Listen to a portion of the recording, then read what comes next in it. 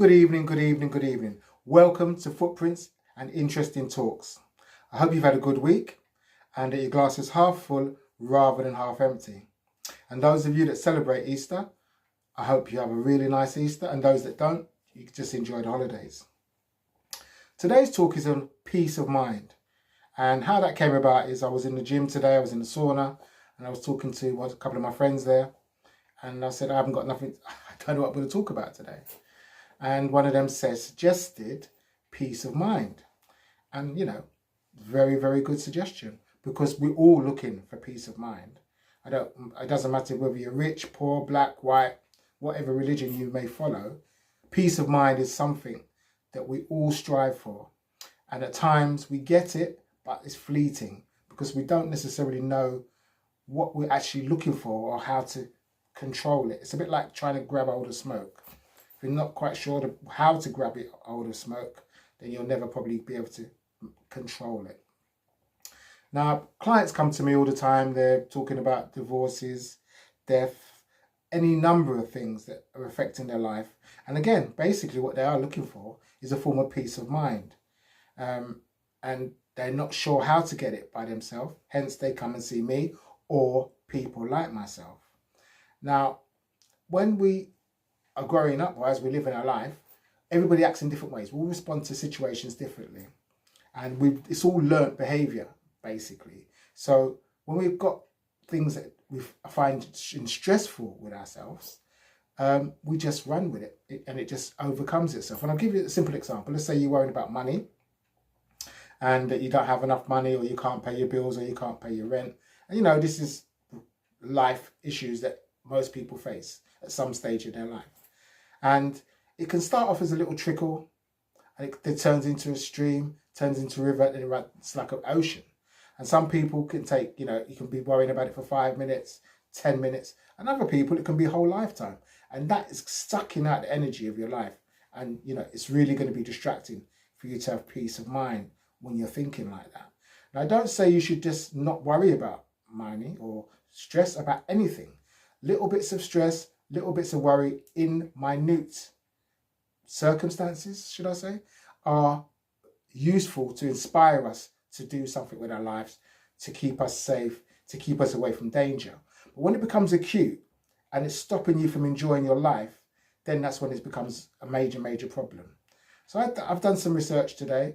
It's not something I've really thought deeply about, but I know it's important to lots of people, including myself. Peace of mind. So here's a few tips and some ideas that I've managed to put together. Now, be aware of peace pickpockets. Now, what would I say that? These are people who just come and give you grief. They come into your life, and when you finish talking to them for a little while, your energy levels have gone down. You're now irritated and feeling uneasy. You can do something about that by limiting the amount of time you spend with these energy pickpockets of peace, whichever word you want to use to describe them. Eliminate them from your life. Just give them minimum amount of time, because you know what they're coming with. They're not coming with anything new. It's the same old story again and again and again and again, and they're not getting anywhere with it. And whatever advice you give them or have given them previously, they've not acted on it. So if you're allowing these people to enter your life, your peace of mind is not going to be there. Second thing, take a mental health day, morning, moment to refresh your brain, to refresh your mind. And what do I mean by that? Whatever you're doing, whatever job you've got, even if you're going out for, a cigarette break, or you've got your lunch break, just find yourself a little time for yourself to just try to empty your mind. Just do some deep breathing and empty your mind. There's lots of mindful techniques that are out there that you can use to help you. There's even apps to help you to just clear your mind, just for 5-10 minutes in the morning, midday, or whatever. It's something that will help you to find what we're looking for, what we're all looking for, peace of mind. We think you should do and you ought not list, because sometimes we've got all these lists that, we shouldn't do this, we shouldn't do that, and we ought to do this. We need to get that done. We need to, who says this? A lot of this stuff comes from my childhood, from schools, from colleges, from teachers, from my parents, from society. But a lot of these lists need to be looked at. Is it really what you want? Not other people have said that you should have. and you should fulfill.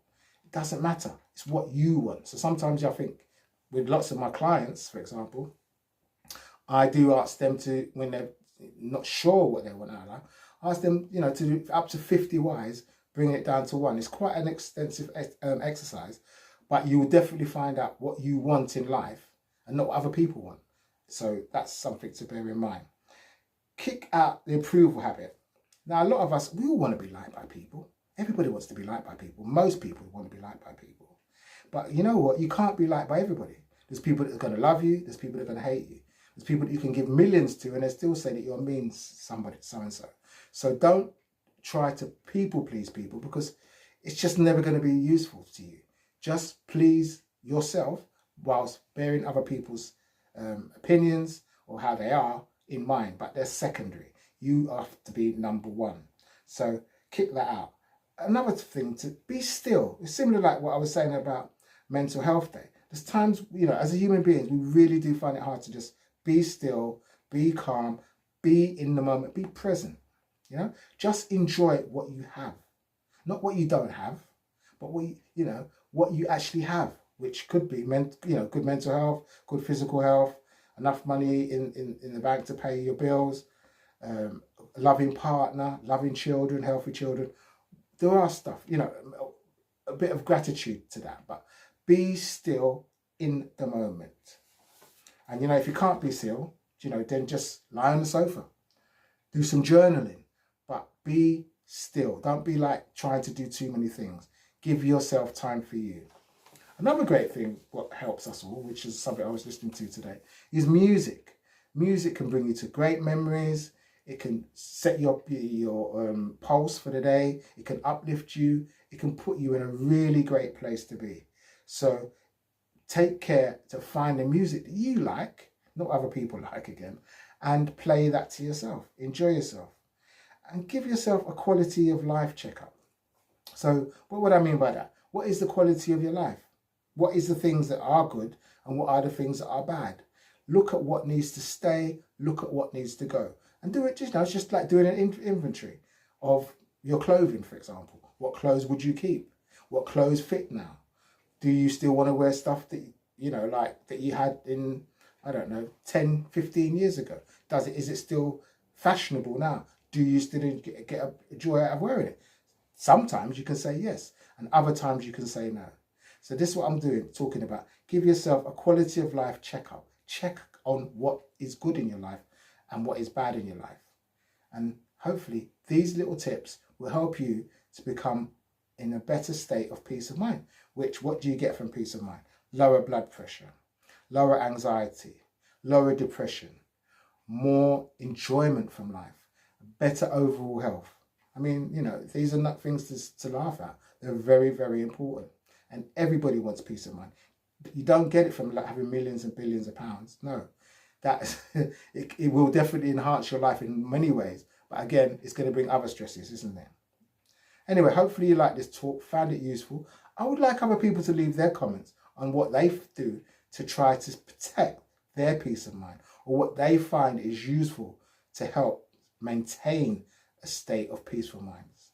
So until 2 weeks' time, like, share, leave your comments, take care of yourself, do your best to stay positive, and look at some of these tips. Maybe go through the video a second time and listen to it, and then find out what would work for you. I look forward to listening to your comments and seeing you in 2 weeks' time.